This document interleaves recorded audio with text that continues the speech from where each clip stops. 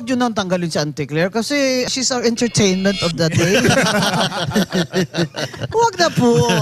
BBM, wag niyong tanggalin yan si Auntie Claire. Nakaka-entertain yung mga sagot-sagot niya. Speaking of Auntie Claire, bilang isang attorney din, kagaya ni Auntie Claire, marami kasing may mga lawyer din nagsasabi na parang panira or nakakasira ng reputasyon ng pagiging lawyer ang mga pinagagawa ni Auntie Claire.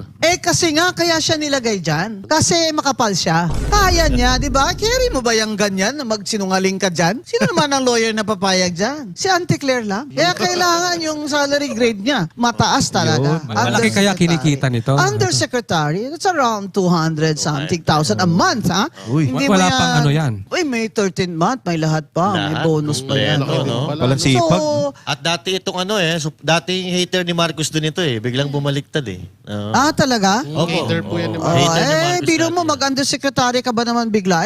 Go ka lang dyan, Auntie Claire. Ako talaga, go ahead. What if po na kumasa sa inyo sa debate? Ay, maganda yun. lang. Kahit saan.